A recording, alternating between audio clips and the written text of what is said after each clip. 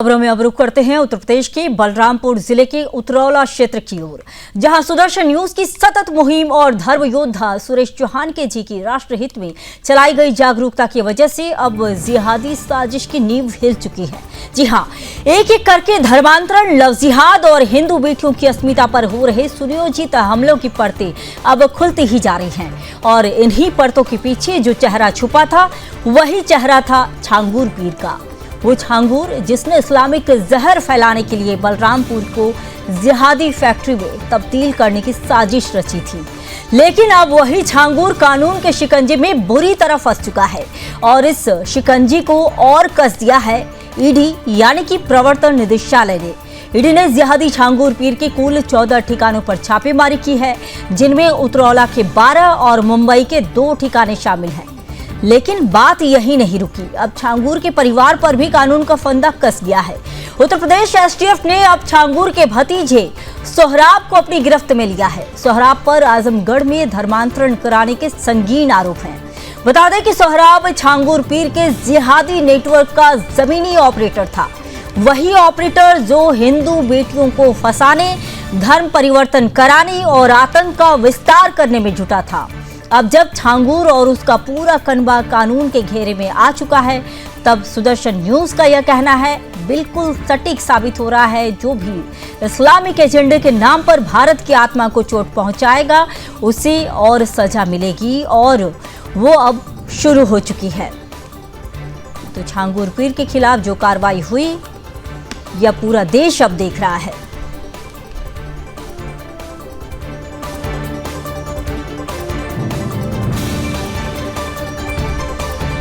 तो इस्लामीकरण के मास्टरमाइंड का एक्सपोज हो चुका है।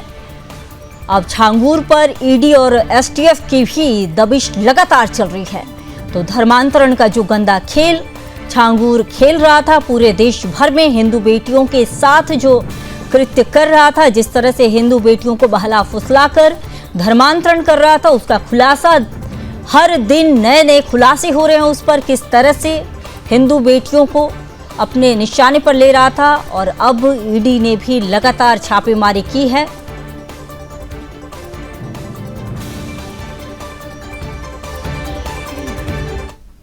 इसी खबर पर मेरे सहयोगी रजत मिश्रा जुड़ चुके हैं। रजत जी, बताइए कि छांगूर पीर के खिलाफ जो कार्रवाई हुई, क्या उसके पीछे कोई ठोस सबूत है?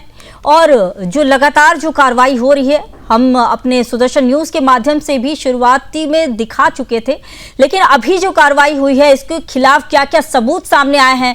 और एक सामान्य संदिग्ध के, ये सिर्फ एक सामान्य संदिग्ध के खिलाफ कार्रवाई है या फिर और भी बड़ी कुछ इसमें जो सबूत सामने आ रहे हैं? देखिए सीधा छांगूर के खिलाफ वो सबूतों का जखीरा है और ये ऐसे सबूत हैं जो चीख चीख कर स्वयं बोल रहे हैं कि छांगूर ने किस तरीके से हिंदू लड़कियों को प्रताड़ित किया। उनके ऊपर सिर्फ मेंटल प्रेशर नहीं दिया गया, उनको मेंटली टॉर्चर नहीं किया, बल्कि उनको फिजिकली टॉर्चर भी उनके साथ किया गया। जो लड़कियां अपने आप को उसके पूरे नेक्सस से बाहर निकालने की कोशिश करती थी, उनके साथ मारपीट तक होना, उसके साथ सिगरेट से उनको जलाना, ये तमाम ऐसी चीजें थी जो अब एक एक करके सामने आ रही हैं। फिलहाल जो कार्रवाई एटीएस और ईडी की तरफ से हो रही है वो बहुत महत्वपूर्ण है, क्योंकि छांगूर का पूरा नेटवर्क ही फाइनेंशियल ट्रांजैक्शंस के ऊपर बेस्ड था। जो फाइनेंशियल ट्रांजैक्शंस हुए छांगूर और छांगूर के गुर्गों के खातों में, वो अब ईडी के रडार पे है और ईडी उन्हीं अकाउंट्स ट्रांजैक्शन के आधार पर ही कार्रवाई कर रही है। तकरीबन 68 करोड़ का रुपया, 68 करोड़ का ऐसा ट्रांजैक्शन है जो संदिग्ध है और ईडी लगातार उसी को लेकर कार्रवाई भी कर रही है। छांगूर के ठिकानों पर जो आज कार्रवाई हुई है, तो ईडी की जो ये कार्रवाई हुई है, ईडी और एसटीएफ की जो कार्रवाई हुई है, इसमें कुछ नया भी निकलकर सामने आया है कि जिस तरह से ये जो फंड का बात जो है, फंड का जो मामला था, इसको लेकर पहले भी सामने आए थे, तो इस बार क्या कुछ नया आया है अभी जो कार्रवाई हुई है? देखिए, नया इस पूरे जो छापेमारी वाली कार्रवाई हुई है उसमें नई और महत्वपूर्ण चीजें ये है कि जो ट्रांजैक्शंस हुए थे उनको ईडी ने एस्टैब्लिश किया है। अभी तक जो ट्रांजैक्शंस हुए थे वो अलग अलग बैंक खातों से एक खाते से दूसरे खाते के बीच में हुए थे, लेकिन उनके बीच में कोई ऐसा लिंक नहीं था जिसके आधार पर छांगूर के ऊपर कार्रवाई हो। अब इन सारे कनेक्शंस को ईडी ने एस्टैब्लिश किया है और उसके बाद छांगूर के ठिकानों के ऊपर छापेमारी हो रही है। जो बड़ी रकम शहजाद के अकाउंट में ट्रांसफर की गई थी, जो बांद्रा में रहता है, मुंबई में रहता है, उसके ऊपर भी ईडी ने कार्रवाई की है और वहां से भी ईडी जो डॉक्यूमेंट्स हैं उनको अपनी कस्टडी में ले रही है। छांगुर के जो खाते थे, जिनको नीतू और नसरीन और नवीन के अकाउंट्स के माध्यम से जिनका इस्तेमाल किया जाता था, जो पैसा जो लव जिहाद से जुड़े हुए लड़के होते थे जिनको भेजा जाता था, और जिस जिहाद आर्मी का जिक्र बार बार हो रहा है, तकरीबन 1000 से 1500 ऐसे लोग थे लव जिहादी जिनको छांगुर फंड देता था और वो देश के अलग अलग हिस्सों में काम करते थे, ना सिर्फ यूपी, बिहार, दिल्ली, बल्कि कर्नाटक और तमिलनाडु जैसे राज्यों में भी छांगुर के नेटवर्क फैले हुए थे और वहां पर भी लोग इस तरीके की कार्रवाई करते थे, हिंदू लड़कियों को लव जिहाद में फंसाते थे। यानी कि यह साफ होता है कि यह नेटवर्क जो है सिर्फ बलरामपुर, आजमगढ़ नहीं, देश के अन्य राज्यों में भी था और देश भर में यह फैला हुआ है।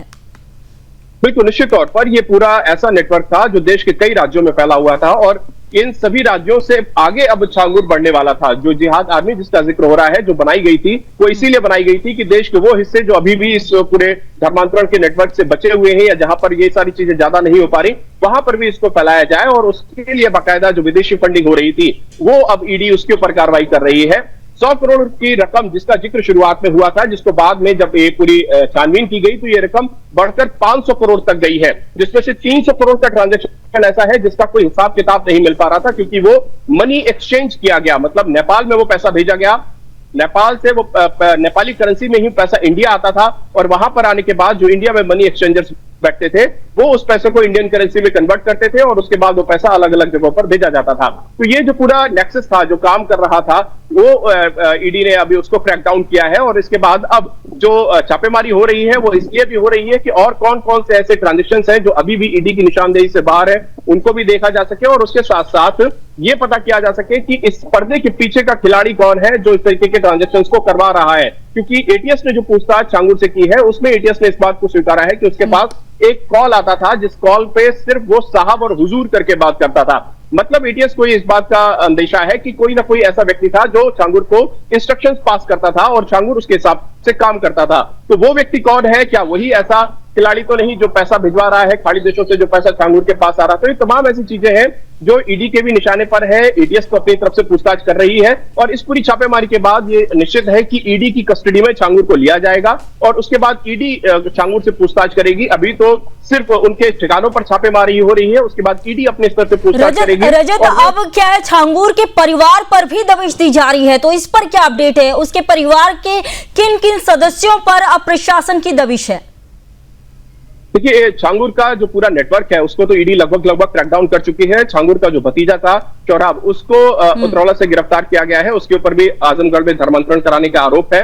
2023 में उस पूरे मामले में एफआईआर दर्ज हुई थी और उसको तब से खोजा जा रहा था, एसटीएफ के निशाने पर था। एसटीएफ ने कल देर रात 11 बजे उसको अरेस्ट किया है बस अड्डे से और अब उससे भी पूछताछ की जा रही है कि किस तरीके से छांगुर उसको सपोर्ट करता था और उसने कहां धर्मांतरण के ऐसे छोटे छोटे पॉइंट्स बनाए हैं, छोटे छोटे अड्डे बनाए जहां से लोग धर्मांतरण का खेल खेल रहे हैं। तो जो पूरे लोग हैं जो इसके नेटवर्क से जुड़े हुए थे, जो अफसरशाही के लोग थे, वो पहले से ही एक्सपोज हो चुके हैं। इन 5 अफसरों का जिक्र पूरी पूछताछ में आया है कि जो 5 लोग थे जो छांगुर को मदद कर रहे थे, छांगुर के खिलाफ आने वाली हर शिकायत को दबा देते थे, एफआईआर दर्ज नहीं होने देते थे। तो वो जो 5 ब्यूरोक्रेट्स और पुलिस अफसर थे उनको भी छांगुर के नेटवर्क से एक्सपोज किया जा चुका है और उसके साथ साथ अब जो छांगुर के रिश्तेदार हैं जो इस पूरे नेटवर्क में काम कर रहे थे, उनको भी अब एक एक करके एसटीएफ पकड़ रही है। उसी के क्रम में शौराब की गिरफ्तारी उतरौला से हुई है।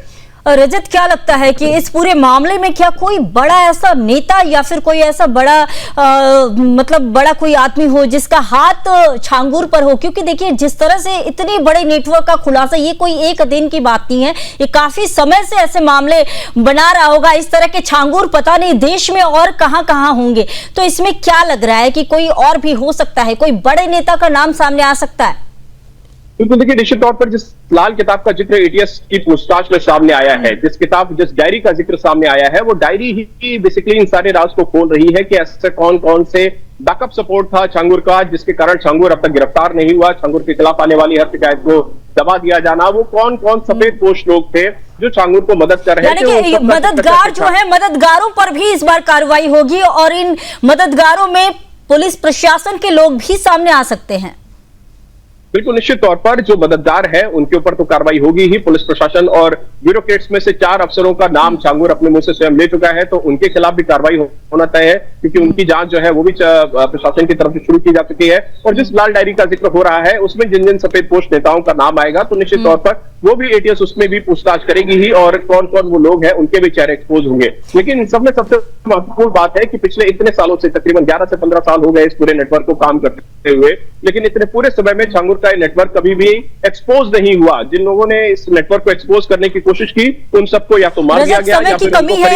एक और सवाल है, छोटा सा सवाल है कि क्या इस जिस तरह से जांच एजेंसियां और ईडी भी आ गई, एसटीएफ भी जांच कर रही है, क्या एनआईए की भी इसमें एनआईए भी जुड़ सकती है, एनआईए की भी जांच हो सकती है इस पूरे मामले में?